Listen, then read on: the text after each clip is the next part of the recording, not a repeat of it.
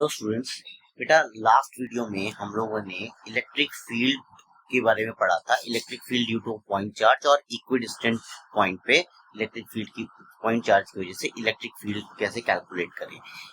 आज की वीडियो में हम लोग गॉस थ्योरम के बारे में पढ़ेंगे। बहुत इंपॉर्टेंट थ्योरम है पहले चैप्टर के लिए, जिसका स्टेटमेंट सबसे पहले हम लोग लिख लेते हैं। स्टेटमेंट है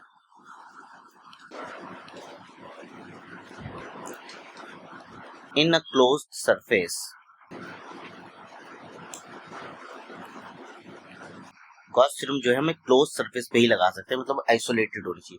टोटल इलेक्ट्रिक फ्लक्स मैंने बताया था कि किसी भी चीज के अक्रॉस इलेक्ट्रिक करंट जो है कितना फ्लो कर रहा है वो इलेक्ट्रिक फ्लक्स से बताएगा। Electric flux is 1/epsilon naught. Epsilon is the permittivity of the free space times the net charge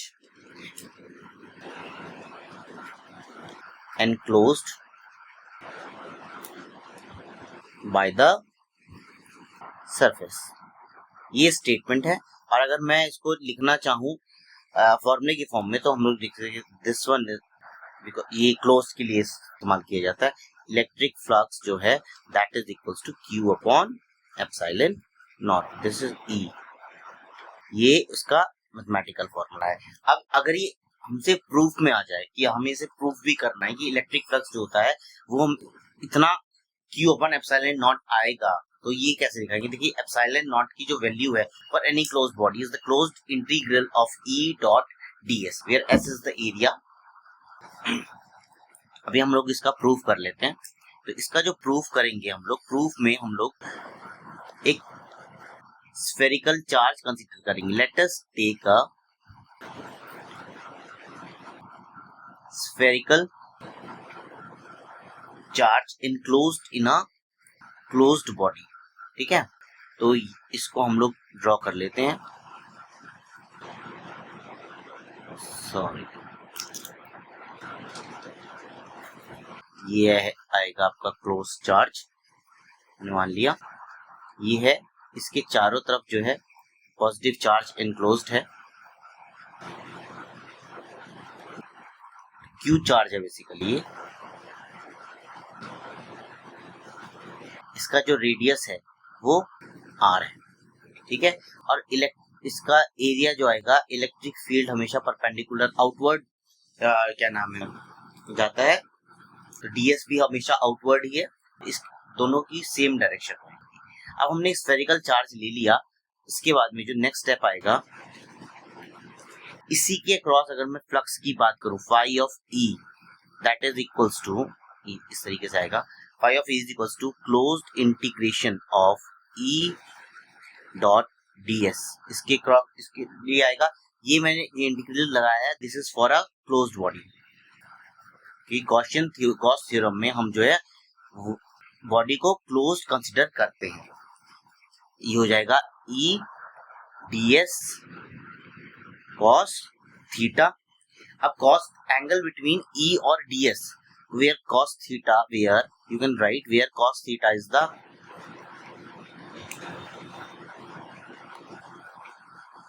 angle between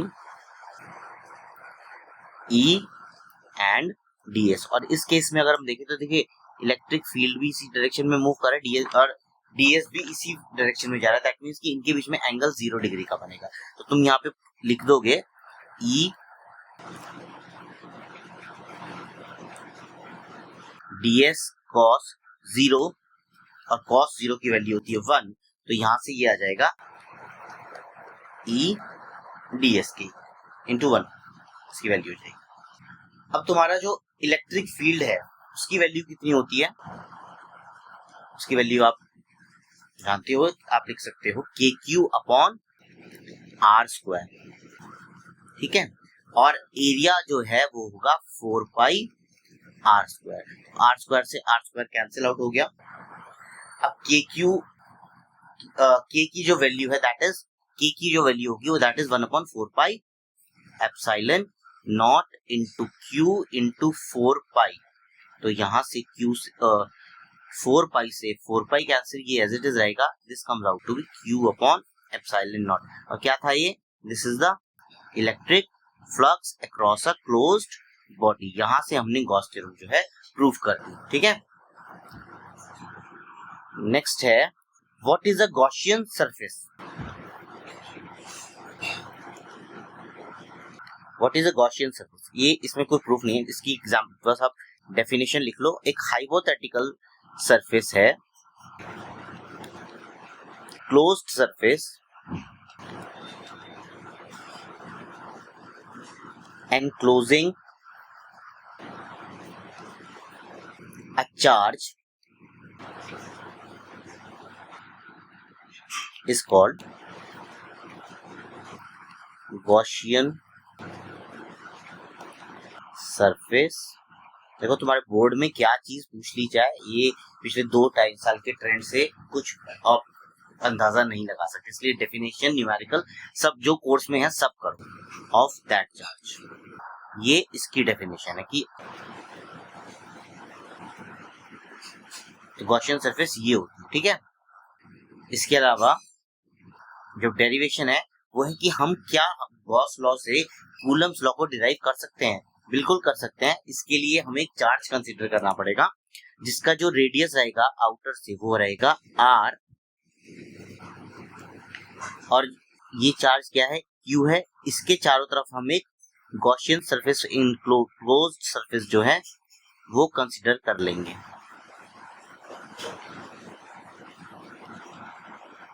this is point P। तो अगर हम बात करें तो एज पर Gauss law, closed integration of E and ds is equals to q upon epsilon naught। Closed integration of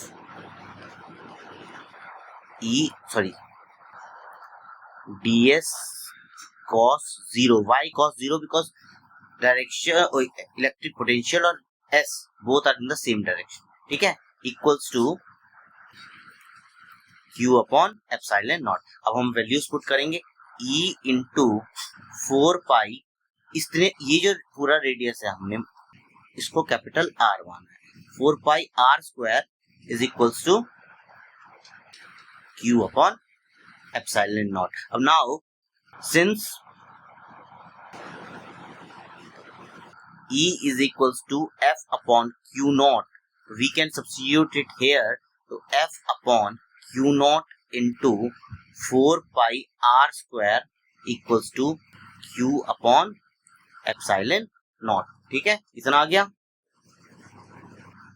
इसके बाद में क्या करोगे, ये Q naught Q के साथ में चला जाएगा, F को इधर ही रखते हैं, बाकी सबको ले जाते हैं, 1 upon 4 pi epsilon naught Q naught upon R square। और ये हमारा जो कूलम्स लॉ है वो डिराइव हो गया किसकी मदद से, गॉस थ्योरम की मदद से। गॉस लॉ ने कूलम लॉ को डिराइव कर दिया। नेक्स्ट है हमें इलेक्ट्रिक फील्ड जो है लॉन्ग एक वायर से की वजह से और एक इनफाइनाइट शीट की वजह से कंसीडर करना है, ठीक है। इसके लिए हम डायग्राम बना देते हैं, एक वायर को कंसीडर कर लेते हैं, ये एक वायर है और इसके चारों तरफ जो चार्ज है वो पॉजिटिव है, ये क्यू चार्ज दिया हुआ है।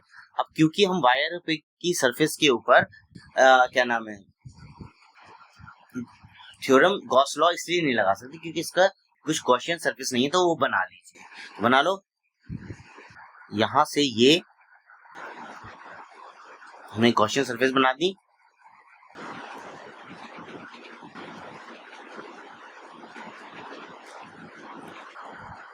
ये हो गया, ठीक है। अब इसमें ये जो ऊपर की तरफ जो वाई एक्सिस के अलॉन्ग जाएगा दैट इज ds, और इधर आउटवर्ड जो जाएगा that is E, electric flux जो है इसका, ठीक है। यानी दोनों के बीच में जो एंगल बनेगा वो 90 डिग्री बनेगा सरफेसेस पे, ठीक है। तो अब हम बात करेंगे 1 2 3 ले लेंगे, एक सरफेस ये है, एक ये आएगी और एक ये आएगी, 3 अलग अलग सरफेसेस में हम इसको बाइफरकेट कर लेंगे। तो अकॉर्डिंग टू, तो हमने लिख लेना, let us take a wire of positive charge of linear charge density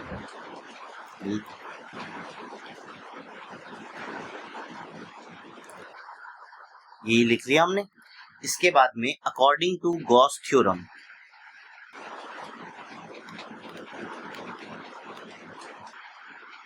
Gauss theorem से E close integration of E dot ds is equals to होता है Q अपॉन एप्सिलॉन नॉट। सबको पता है ये गॉस थ्योरम ही कहती है। अब हमने क्या करना है कि ये सर्फेसिस को तीन अलग अलग सर्फेसिस में जो है डिवाइड कर देना है। तो first one is E dot ds1 ऊपर वाली surface plus E dot ds2 बीच वाली surface plus E dot ds3 ये किसके बराबर है Q अपॉन एप्सिलॉन नॉट के। अब मैं इस वाली सरफेस के और इस वाली सरफेस के टॉप और बॉटम पार्ट जो है इसमें एंगल E और ds के बीच में बन रहा है 90 डिग्री का। तो मैं इसको लिख सकता हूं E ds cos 90, बीच वाली सरफेस में बनेगा E ds cos 0 क्योंकि दोनों सेम डायरेक्शन में जाएंगी, और यहां पर बन जाएगा E ds cos again 90 equals to Q upon epsilon naught. cos 90 0 है तो उसके साथ में ये 0 हो गया हमारा, ये 0 हो गया, ठीक है, इन्हें छोड़ दीजिए तो तुम्हारे पास आ गया E ds cos 0 की वैल्यू होती है 1 equals to Q upon epsilon naught, ये होती है। अब जो ds3 का जो एरिया है, ये हमने ds2 की बात करी थी, ds2 सेकंड वाला जो एरिया है that is 2 pi rl where l is the linear charge density। तो इसको हम लोग लिख सकते हैं E into l is the length of the wire, ठीक है। तो 2 pi rl equals to Q by epsilon naught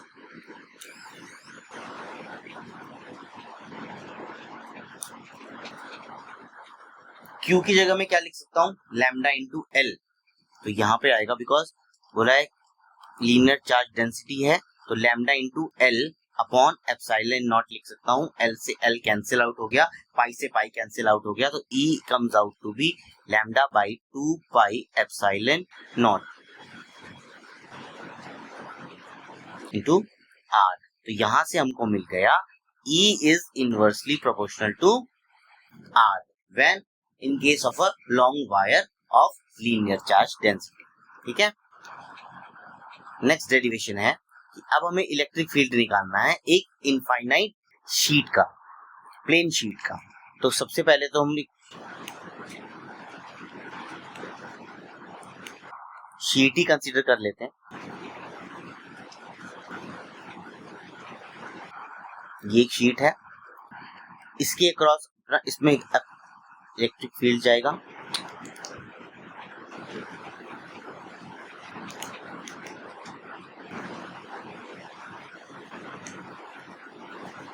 Gaussian surface हमने बनानी है, वही सिलेंडर जो है हम बना लेंगे।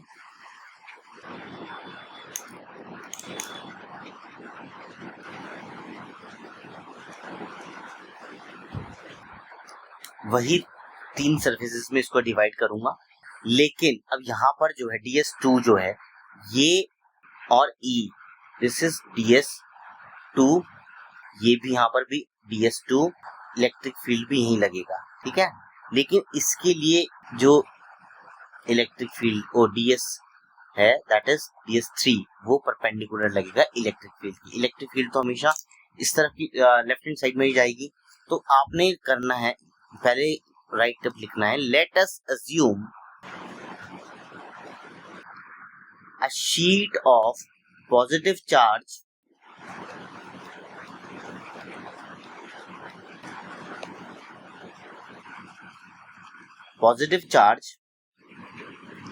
having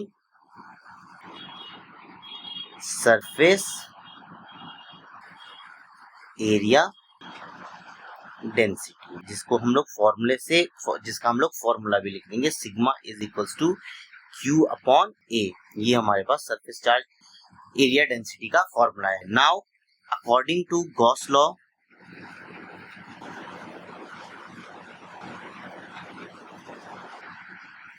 Gauss theorem,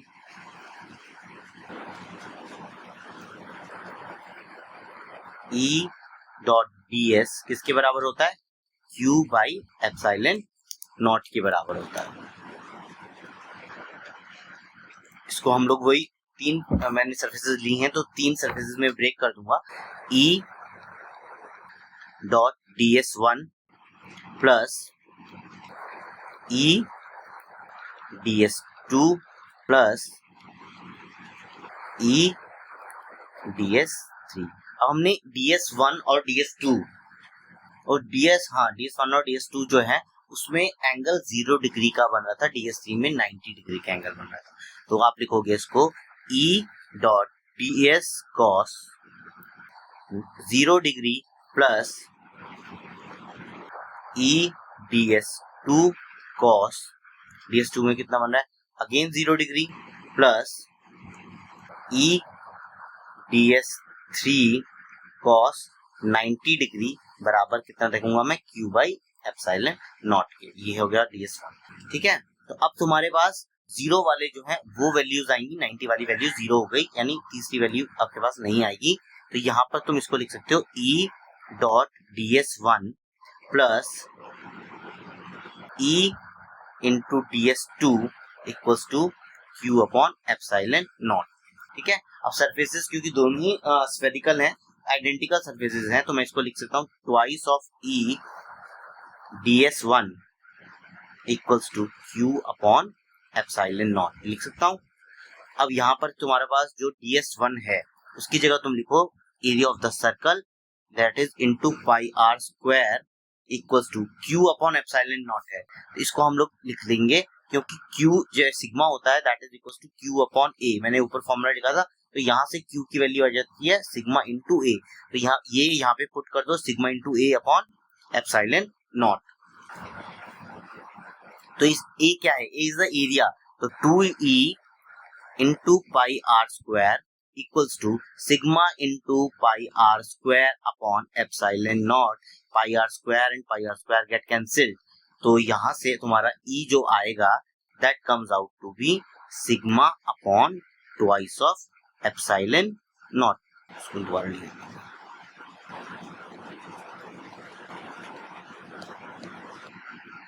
twice of epsilon naught. ये हमने यहाँ से प्रूव कर दिया। तो ये चीजें हम लोगों ने आज के वीडियो में डिस्कस की हैं इलेक्ट्रिक फील्ड के बारे में। ठीक है, गॉस थ्योरम के बारे में, और गॉस थ्योरम से हमने डिराइव किया कूलम्ब्स लॉ भी। Thanks for watching.